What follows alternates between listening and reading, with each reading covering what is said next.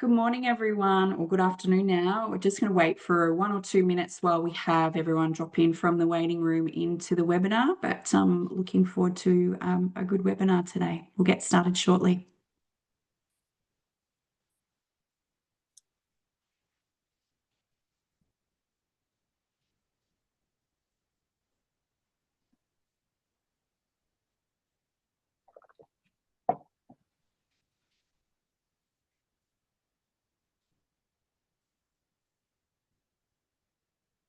All right. Well, again, thank you for joining us today and welcome to the August AISA Cloud Branch webinar.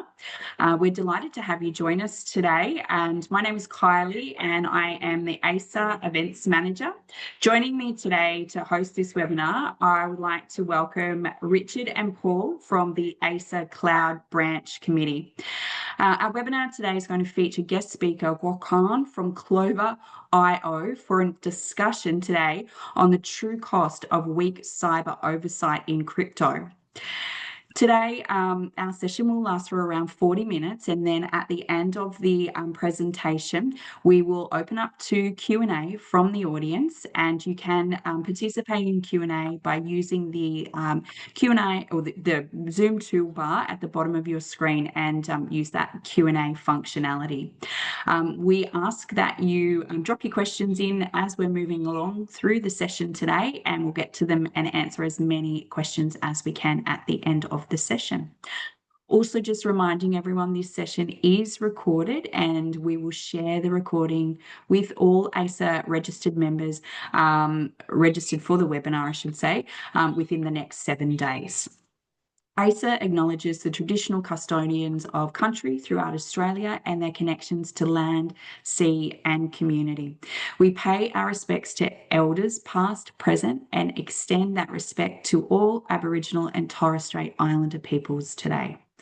Well, it's time for me now to hand over and we're looking forward to your presentation today, Gokhan, and I'll now hand over to you. Thank you.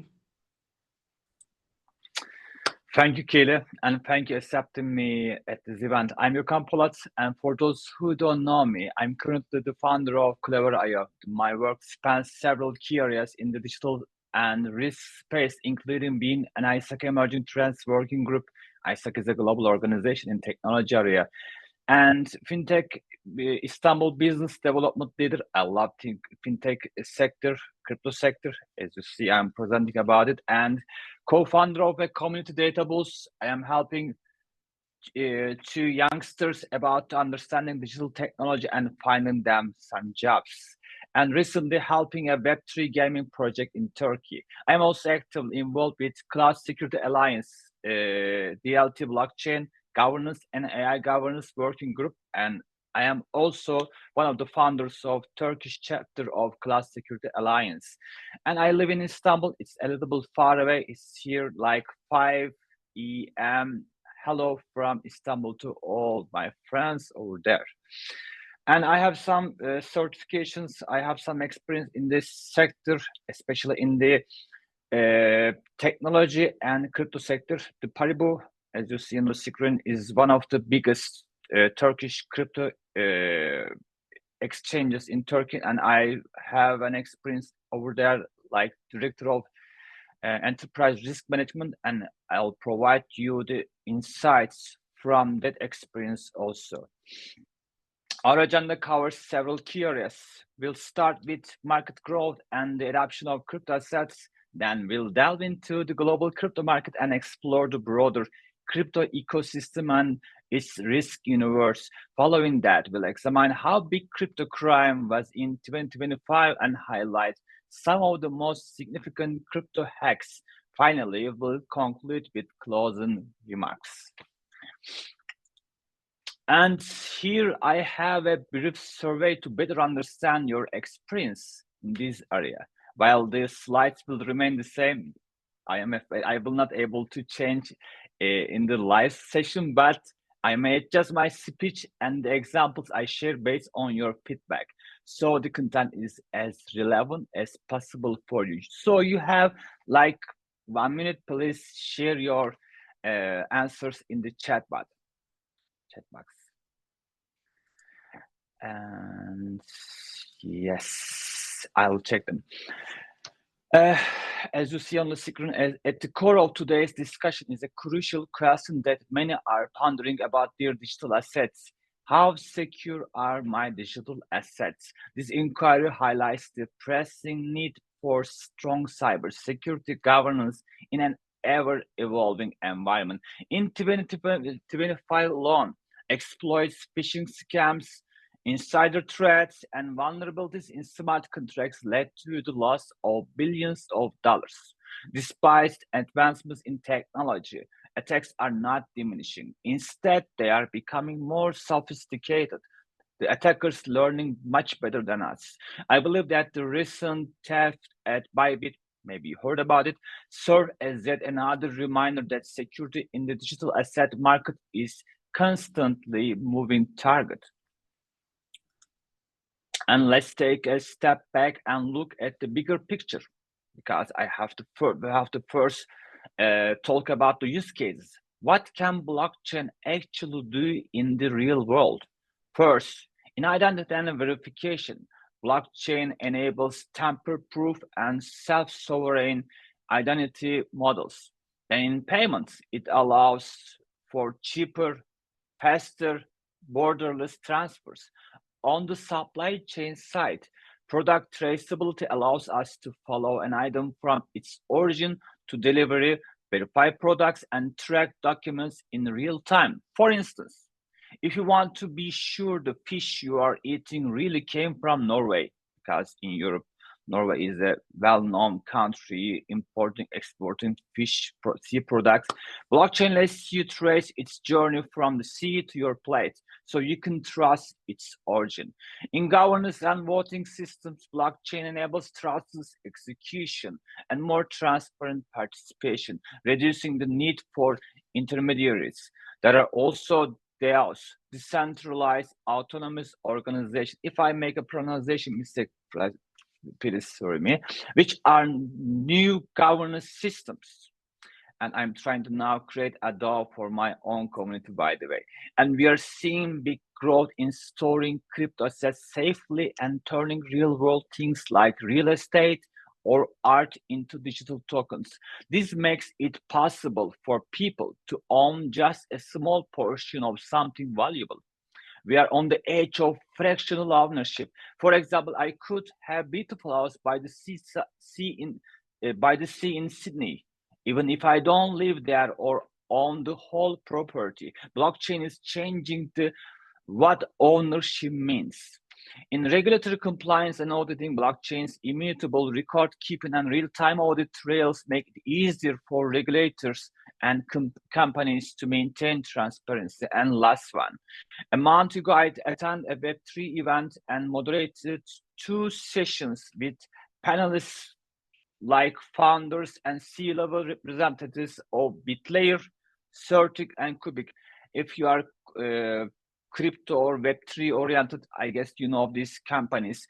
3 global players in crypto ecosystem. We discuss how blockchain helps in breaking AI monopoly of big technology companies thanks to its decentralized data ownership and feature.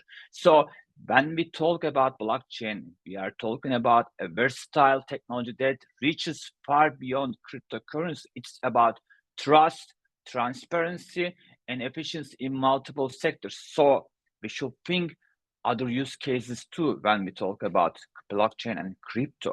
Here, there are QR codes.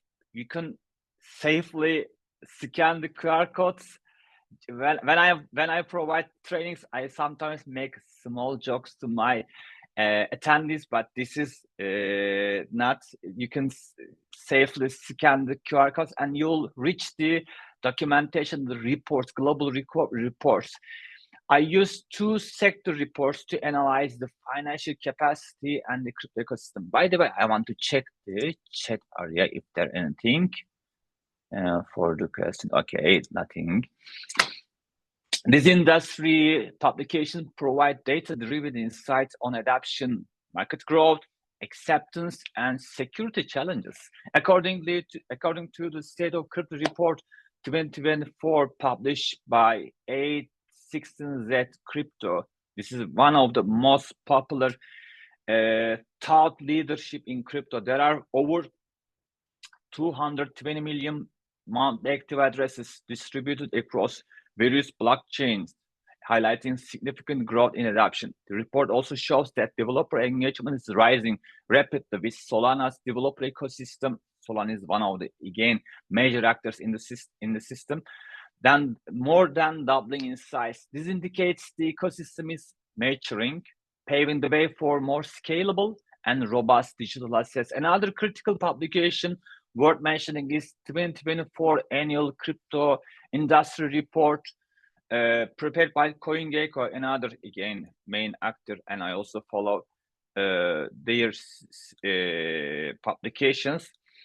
And the total value of cryptocurrency market surged by 98% in 2024, reaching a peak of $3.91 trillion before stabilizing. Furthermore, trading volumes more than doubled in the fourth quarter, signaling an increase in institutional acceptance and greater integration into traditional finance. What does all this mean for us? Rapid growth comes with heightened risk.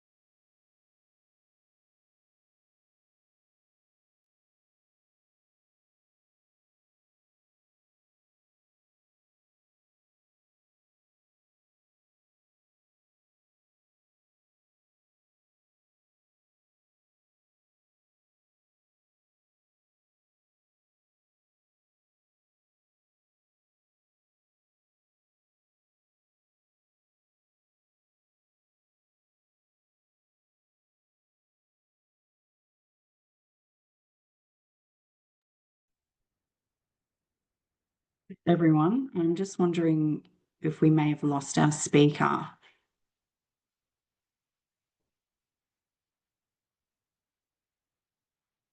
Just hang in with us for a moment. We may have some problems. We just need to rectify. Thanks, everyone.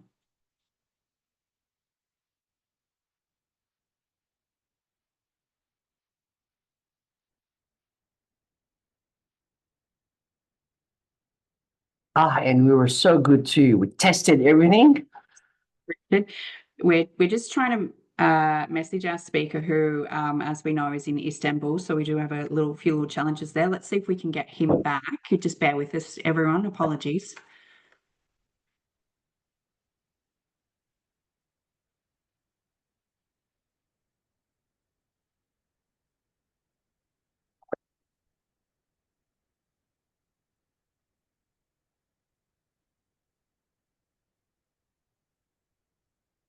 I'm reminded while we were doing that, we had a speaker from the US about a year ago. And he said, I'm not sure if I'm going to be on time because the tornadoes are heading to my house from St. Paris. And then, yeah, he made it just on time. And then looks like we'll see if Gökhan is just trying to reconnect now. Yes, he is. Excellent. Well, just give it a few more minutes. Yeah.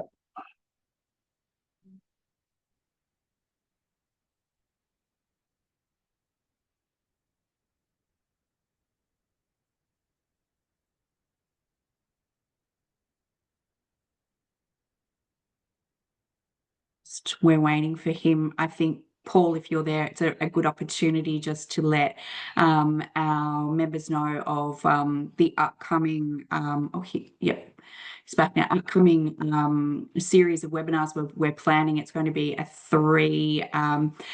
series of 3 different webinars And we're back, so we might Excellent. hand over, but we'll pick up on that little conversation at the end of this session.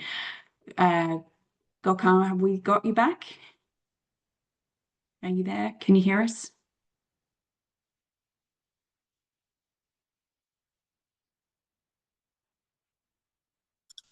Yes, I am back. I'm now arranged. Sorry for that. I dropped. I don't know what happened, but I'm okay. What about you? Are you fine? Welcome back. Thank you. I'll hand back over to you. Okay. Small mistakes are always beautiful. I love it. Okay. And this slide clearly illustrates how the cryptocurrency ecosystem is starting to recognize the importance of custody. I mentioned about custody. And now using custodian services is a widely accepted method for securing crypto assets. For example, companies like Avalanche, Taurus, Ripple are leading the way. You can check in Google this company if you haven't heard about them. Here we see a statistic from Ripple report. Ripple, a key player in the industry, predicts that by the year 2030, $16 trillion worth of crypto assets will be held in secure custody.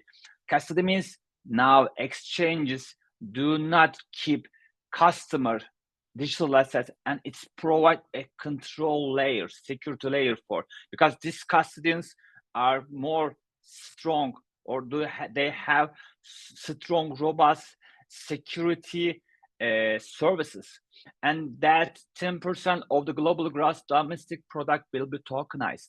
It's not enough for the market to just grow. It also needs to acknowledge custody as an essential component of the cryptocurrency infrastructure to protect clients' assets. It is the one of the most important thing in this sector. Now let's explore the technology that creates the magic. Maybe it's first time you see the technology behind that magic. This slide illustrates the essential technology layers of a crypto exchange, like the engine room of the exchange. Here we see admin layer in the left side. At the core, this layer manages all key operations through internal systems. The customer data manager securely stores client details, account information, and wallet pools. The order management system oversees user accounts, order specifics, and trading engine. The matching engine executes trades by pairing buy and sell orders, supports running high-frequency trading bots, and interacts with decentralized applications. And let's look at the integration layer on the right side. This is basically the bridge between the exchange and the outside world. At the front, we have the access layer. This is where users interact with, whether through the web, a mobile app, or APIs. It's protected with secure logins and strong user management system.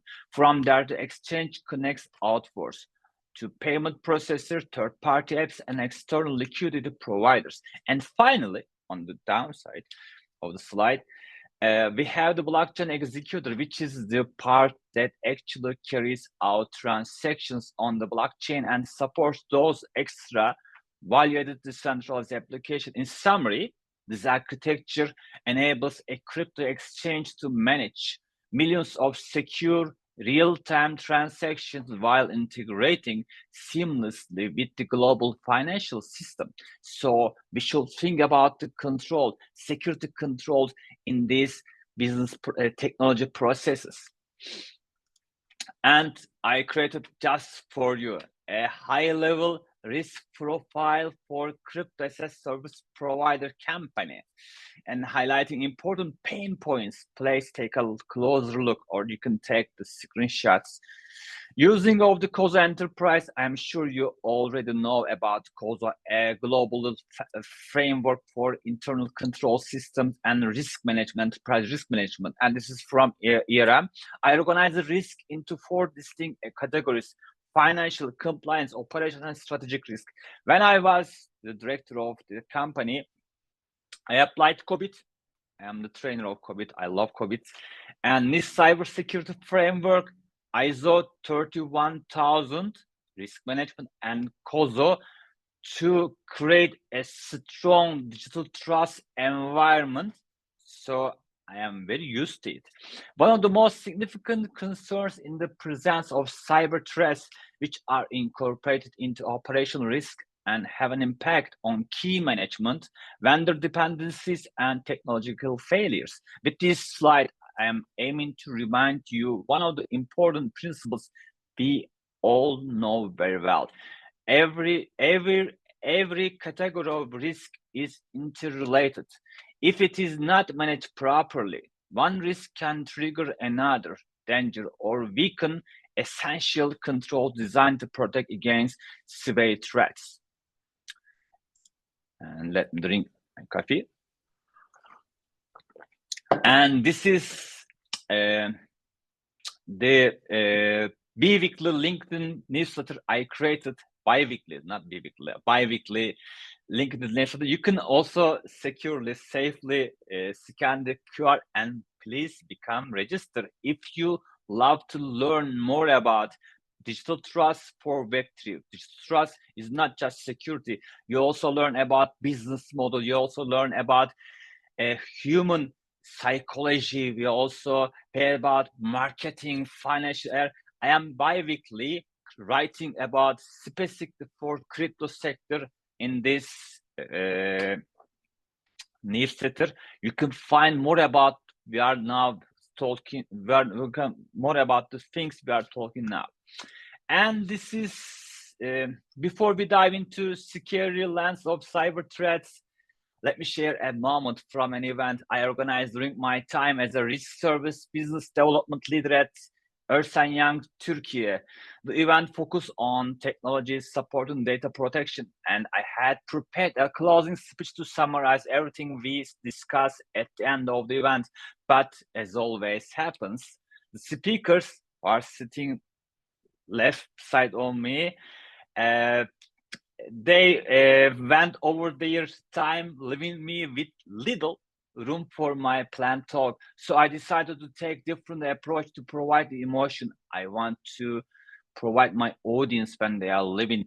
I told the story of the big bad wolf and the three little pigs. You all know it, I guess. A story about three pigs building houses. One is straw, one of sticks, and the other is bricks. And the big bad wolf easily blows down the first two houses, but he can't destroy the tough brick house. I use this story to make a simple but important point about the cybersecurity governance. In the world of cybersecurity, there is no excuse for weak defenses. Any vulnerability, no matter how small, is like building your house out of straw or sticks. It becomes an easy entry point for the big bad wolf of the cyber world. These wolves in the form of hackers, attackers, or malicious actors. Now, let's look at the relationship of crypto sector actors with big bad wolves.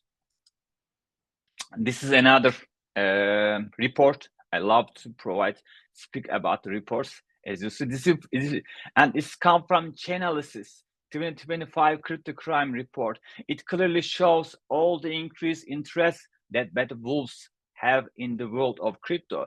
In 2024, a total of $40 billion worth of cryptocurrency was transferred to unauthorized addresses according to the Chainalysis.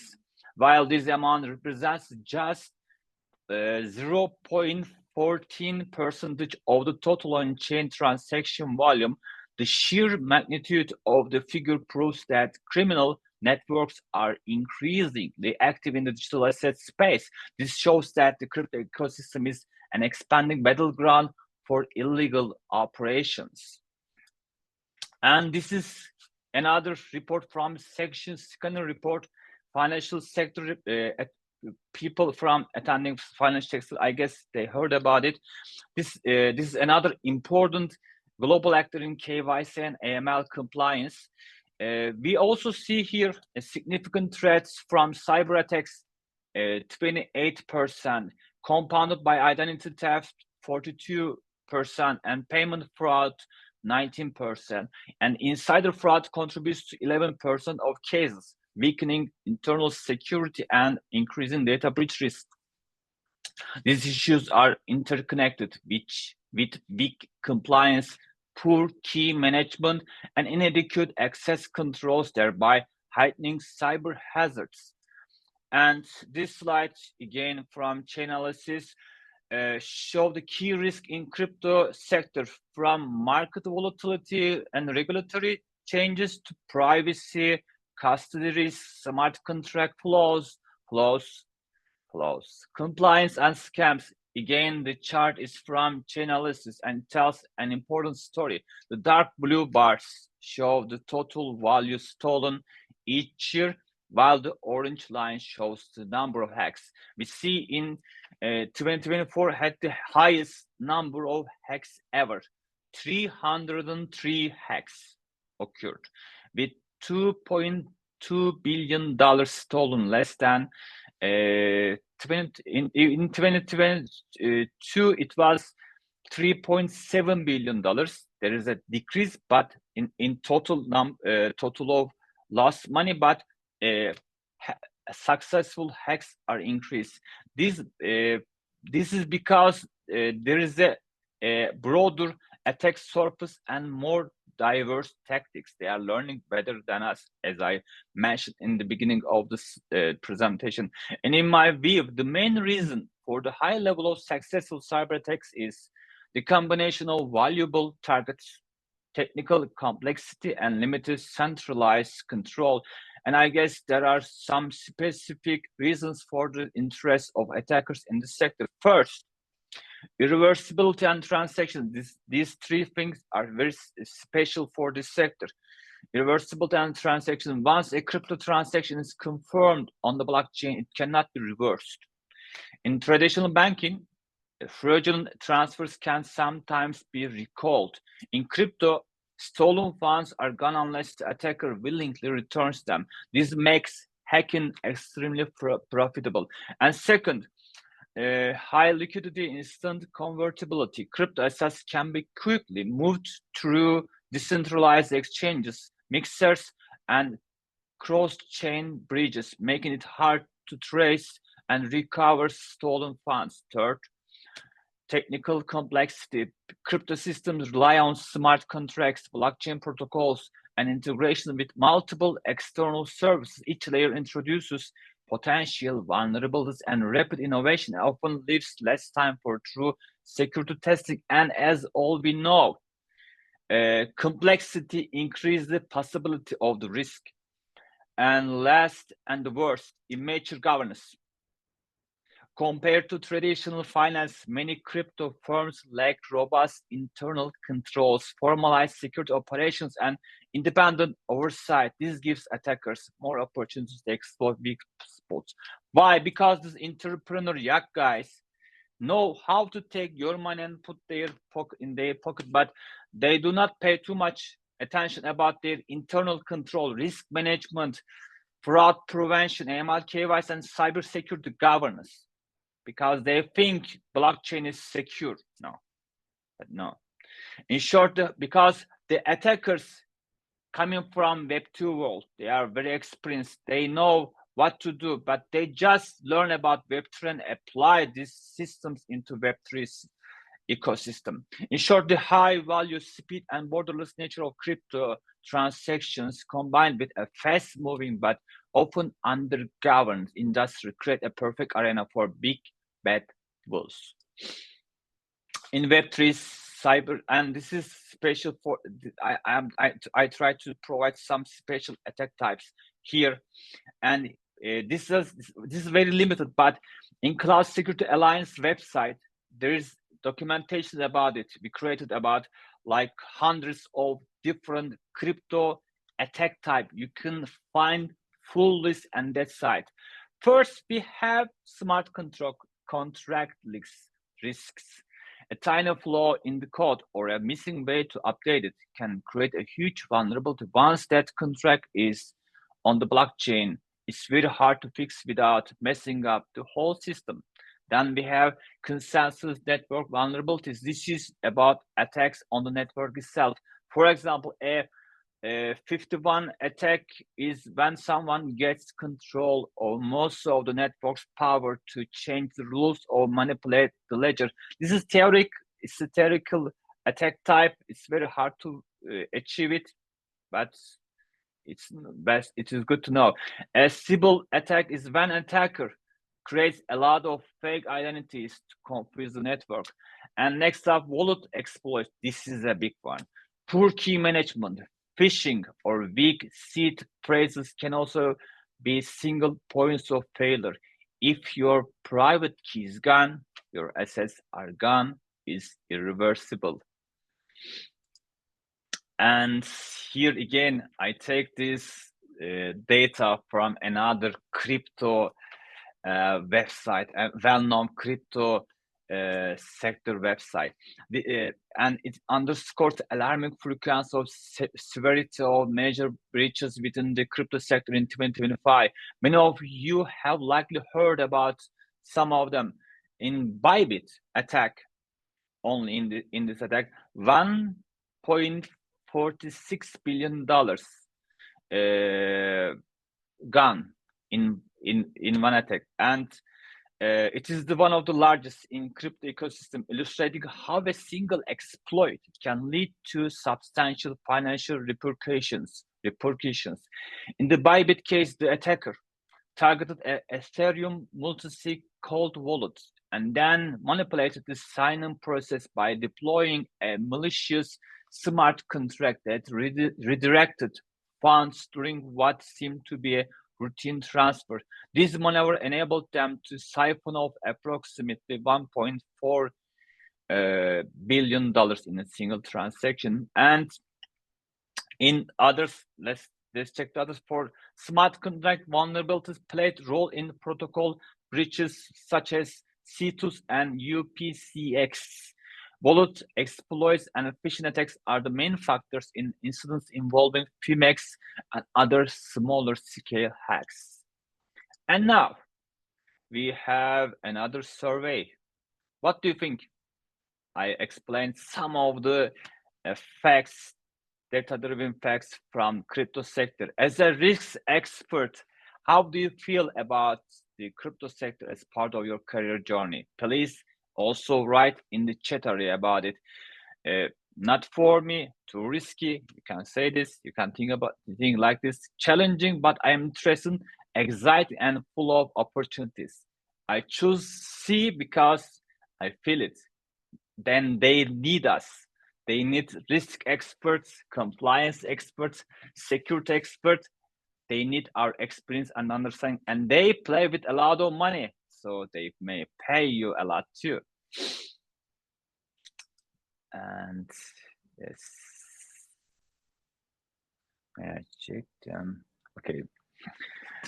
And if there is one thing you remember from this session, it's this: technology alone won't protect a crypto asset service provider. Governance makes the difference between resilience and collapse.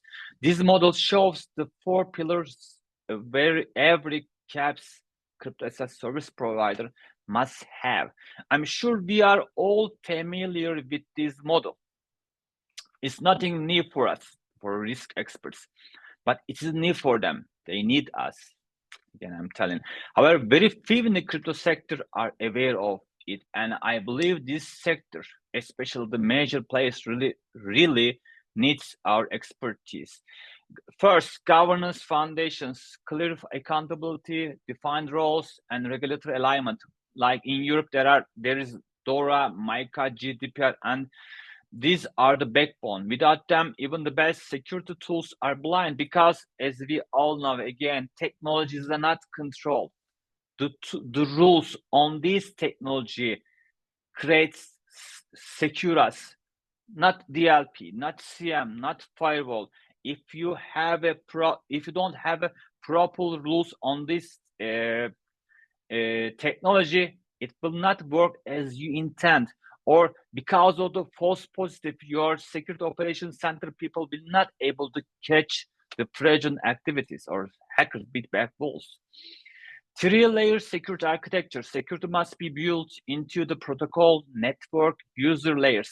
That means auditing smart contracts, resilient network infrastructure, and user interfaces designed to prevent mistakes and phishing.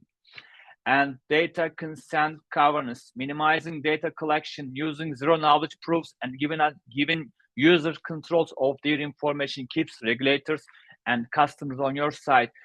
If I start a company, I always enforce senior management to implement data governance approach. I'm not telling you data protection, because data protection is under data governance. If a company cannot govern its data, there could be a lot of problems. And this is manipulated by big bad wolves, hackers. Assurance, resilience, real-time threat intelligence, immutable logs, and post-incident learning ensure that when attacks happen, and they will, your response is fast, coordinated, adaptive. The lesson hacks may start with a line of malicious code, but their impact is determined by your governance maturity. And the strongest caps combine crypto asset service provider or other Web3 actors combine security architecture with governance discipline. So when threats hit, they bend, but they don't break. I love this sentence. Cool, huh? And here we come, we now here in closing remarks. But as I mentioned you, when I was serving as a director of enterprise risk management at a major Turkish crypto exchange, I analyzed the FTX collapse. I'm sure you all heard about it, and presented it as a report to my senior management. And in my presentation, there are a lot of different items, but all showed us there is a huge governance problem. Inadequate risk management, inadequate, insufficient, not effective audits, not effective senior management attendees, senior management hierarchical control, not capable cybersecurity teams. These are all brought to governance failure. And the findings of court-appointed investigator John Raytree, the guy on the screen is the court-appointed investigator, confirmed that the downfall stemmed out not from a technical flaw, but from a catastrophic failure in governance, including a profound lack of cybersecurity governance too. What is cybersecurity governance then? What should we understand? It's not different from corporate governance. First, as a cybersecurity team or organization, it is not, cybersecurity is not just the responsibility of cybersecurity people. It is the responsibility of senior management. We should first accept this. And who is our stakeholders? What kind of necessities, pain points they have? What kind of sources we have? And do we provide sources to our security teams, and do we monitor these cybersecurity teams, how they use our sources to provide, to satisfy the stakeholders? These are the governance. If you cannot create a strong governance system for the cybersecurity, an asset as a cybersecurity will not provide the intended result for your organization. And yes, my presentation now ends here, and I'm ready for the questions. For your questions. Here you can see my contact info, and again, I love to use QR code. QR code will take you to my humble LinkedIn profile. Thanks, Gökhan.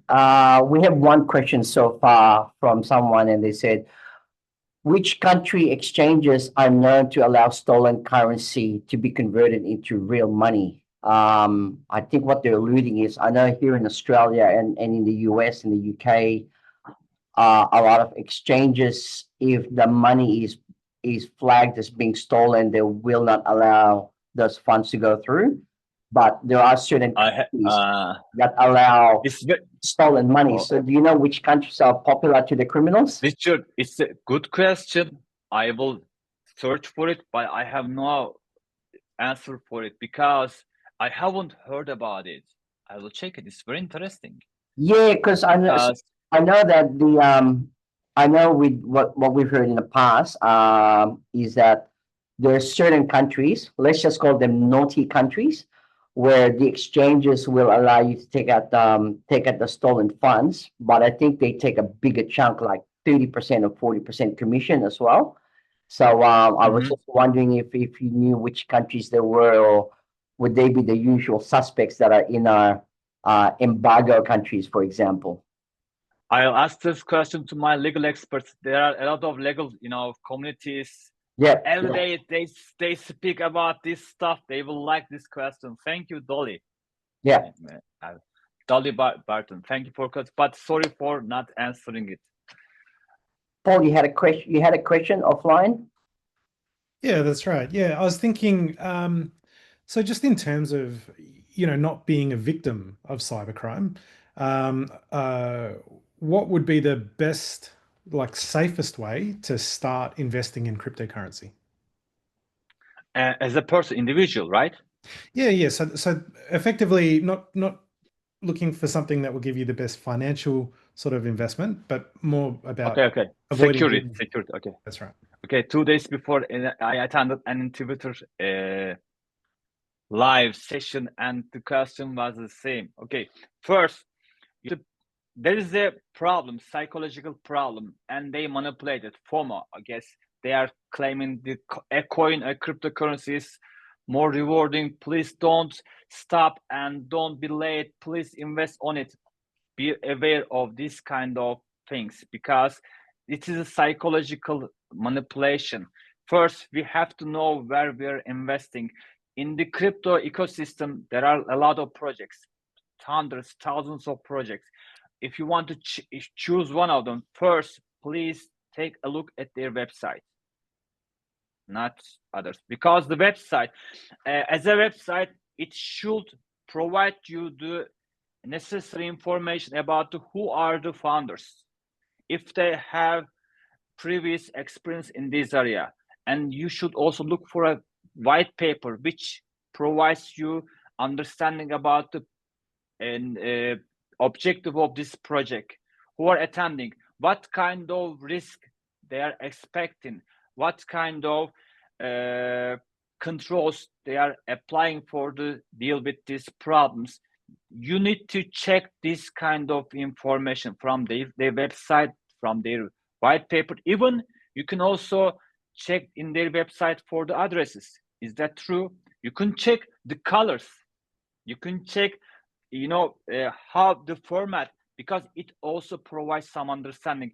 In our previous experiences, if we have a suspect about the format or the tidiness or the work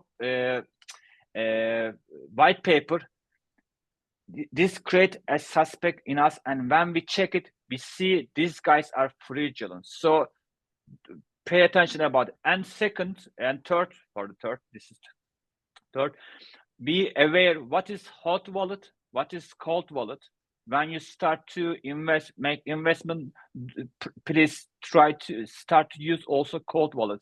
Do not keep your all assets in one project. And what else? Try to stick to major actors. Bitcoin, Ethereum is always help you to earn a lot. Not investment suggestion. Just another follow-up question there. So the use of the different wallets, would there be a different approach for an individual versus, say, an enterprise? Would you Sorry, use if you were an individual who was investing in crypto or using crypto versus an enterprise or a corporation that was using crypto, how would that be different for you in terms of how you store and manage your crypto assets? Okay, it is when you're individual people have different and endless opportunity to use or apply a strategy. But the corporate now in a country like Singapore, like USA, England, Germany, Turkey, this country is implementing a legislation, and in this legislation enforce crypto companies, crypto actors to use cold wallets for the percentage of clients' investments. So you cannot just keep them in your hot wallets, or you cannot transfer the client's assets according to your, how can I explain, according to your desire. There are strict rules, and according to strict rules, you should create a custody infrastructure. There are some specific and hard cybersecurity controls, access controls, and some routine audits. Okay, so perhaps Is that a combination. Is that answer? Is that I think answer? so, yeah. So a combination of building in some good governance process around how you use and manage the assets themselves, yes, Paul. and then storing it. But we are learning. We are still learning, Paul. I mean, this is new sector. I mean, not new, but for the security risk experts, there are valuable opportunities, and the experience, knowledge we have is very appreciated in this sector. Okay. Over to you, Richard. No, that's interesting. So Gokhan, we have some famous or high profile cold wallets where people had it either in a USB drive or it was offline on their computer, and then they forgot about it and they threw the computer away. So it got to a point where they wanted to issue a court order that will allow them to go into where we throw away our rubbish and our waste, but because there was possibly a couple of $1 million of cold wallet in there. So the tip there is for everyone is make sure you have a backup of your cold wallet. And also, I think some people have forgotten their recovery password, their passphrase. So that was always a bad thing as well. Yeah. And they lost forever. Yes. And I think that's one of the interesting one that a lot of people are not aware of. So yeah, we've had some members. There's another question in here. It says, this is from Jerome. Do you have any views on why people are not trying to brute force Satoshi's original wallet? So, the rumor that Satoshi is meant to have a few Bitcoins. I'm curious now. How do we know? I guess they are doing, but they couldn't manage it. But quantum computing maybe differentiates a lot of how can I explain, accepted rules in crypto too. So they are now working on quantum proof systems, cryptographic systems. Yeah, I know NIST recently gave an update on the quantum resistant encryption. There was about, I think, 3 that they were doing. And then, but yes, so do you think if the quantum is quick now, but that's the other one, like if we do have quantum, if you're rich enough to use the quantum machine, then you'll probably have your cryptocurrency yourself, wouldn't you? That was that. Because I don't know anyone who has access to a quantum machine right now, let alone cyber criminals. It is a little different. How can I explain? As I know, it's still theory. It did not start, but when it started, there will be a lot of problem. But for now, cyber attackers do not need to use this kind of high-level technology. They still use very low-level social engineering tactics, and you cannot believe how dumb people are. We are. They easily trick people, get their information, manipulate them, and go on the system. They are coming from Web 2 now. The hackers or scammers are not coming from Web 3. They know they have a strong good experience in Web 2, and they're implementing this experience into Web 3 world. Next question, Paul.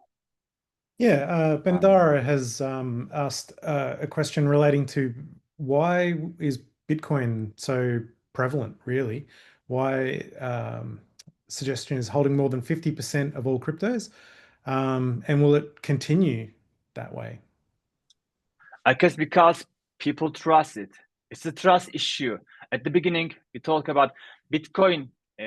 People in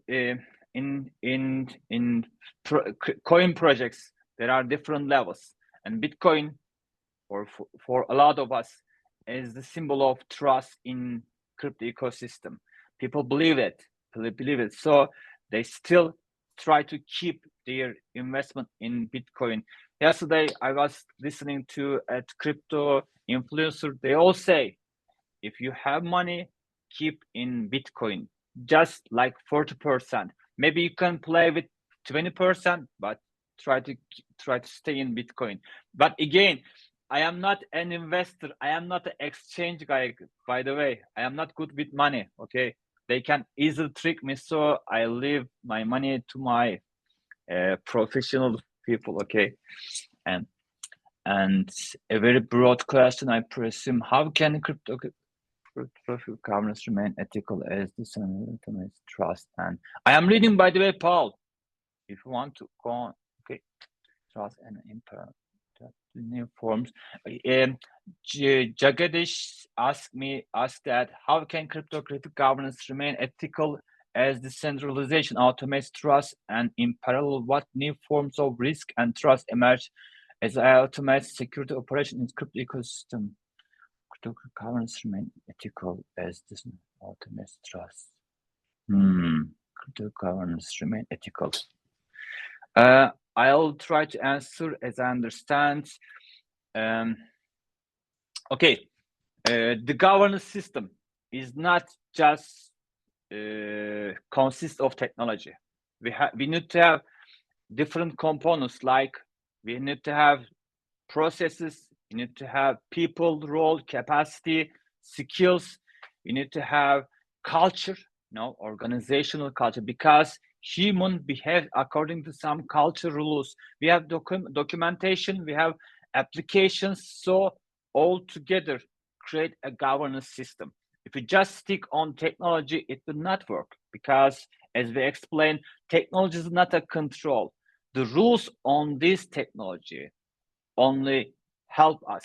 So if you want to be ethical in governance side, you should think all these components and create a synergy between them. I hope I could answer Jagadesh's good question. And there is another part. Gökhan, I might, if it's okay, I'll just point you to this one. There's a question here from Ikena. I hope I pronounced their name correctly, where they're asking from an incident response perspective, how can the blockchain be used to aid or hinder forensics and investigations? Now, I've made a comment on there that points them to a book by Andy Greenberg called The Lords of Crypto Crime. I don't know if you've read that book or if you have thoughts on the topic. She asking about is she or he? Sorry. Well, incident response. Incident response. So okay, how can we use blockchain in incident response, right? Okay, in the blockchain, there are different use cases. For example, we can also keep data irreversible, unchanged at the blockchain. It is recorded, so we can use after the instance. So it helps us to understand the reality, the actors, who, where, what happened. It provides a great lesson. And second, this is decentralized data, decentralized. People are using data sources with decentralized systems. It helps you to reach correct data in different areas. And if I'm thinking about it, what blockchain can be used is instant response, These are the main advantages we all speak about, but this is a very specific area. Maybe there are other kinds of uses, but for example, for the AI thing, AI uses a lot of data, and data is controlled by some strong main actors, and they are manipulating our understanding with the blockchain. Now we can also control data. One of my colleagues, for example, he created a system using blockchain. Now, for example, I am using a computer, a telephone, or mobile. I let him to use some of my GPU or CPU, and he creates and manipulates a DDoS attack for the companies. But it's not, it's white hacker attack type. If I'm a banking organization, I want to hire someone to make fake DDoS attack and test my systems. I hire this guy, and this guy, without any investment onto servers or other technology, they are using blockchain and create DDoS attack simulations. And this kind of approaches also we can see other kind of security aspects like incident management, business continuity models.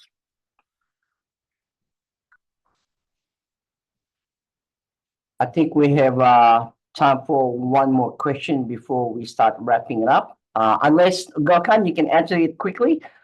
Question from Bandara: trust issue or institutional invest with BlackRock? I'm not clear on what the question is. As BlackRock is, I guess, it's another actor, and they make some investment in this. Okay, for the trust issue, trust you make, yes, trust you have to invest sources and trust before people. No one will work with each other without trusting the other. Before we are trusting each other with handshaking out in the digital systems, the meaning of trust is changed. First, we should understand what does it mean for our organization and create trust in all levels. It's not just security, it's not compliance. It starts with marketing, with people, with human resources, financial. So cybersecurity people are not the one who is responsible for creating trust. Yeah, great. Thank you, Gokhan. And that is our time so that we can start wrapping it up. To those questions, to outstanding question from David and Dolly, sorry, but we will have to take it from there. Thank you again, Gokhan, for that. And we will hand over to Kylie now to go through the final parts, and also to Paul, who will tell us our upcoming series. Okay, thank you, guys. Have a good day. Thank you, Gokhan. That was an awesome session. We really appreciate your time today. We know it is very early in the morning for you over there in Istanbul, so you'll be able to get on with your day. If not, have a little nap before you do that. We really appreciate your time today, and I might just ask Paul just to give us a really quick snapshot of what's coming up in the next month for the cloud branch. We've got a really exciting webinar series, Paul. Yeah, thank you. Yeah, we do. We've got a 3-part presentation on cyber threat intelligence. So we've got Ben Menzies from Recorded Future and Damien Skeels from OpenCTI or Filigran, and Prescott Pym from COSIV, who will be able to talk to OpenCTI's alternate option, which is called MISP. Yeah, so the idea is they'll give us a nice introduction to the concept, and there will be a technical aspect to it as well. Fabulous. Thanks, Paul. So everyone keep your eyes across all of the communications from AISA, and we'll be letting you know more about that series coming up shortly. Again, thanks for joining us today. It was a real treat having Gokhan with us. And just a reminder, the recording of this series, or sorry, this webinar will be shared with everyone in the next 7 days. All right, we shall let you go, and thanks again. And thank you, Gokhan. Bye-bye, everyone. Thank you. Bye-bye. Bye-bye, guys. Thanks, Gokhan.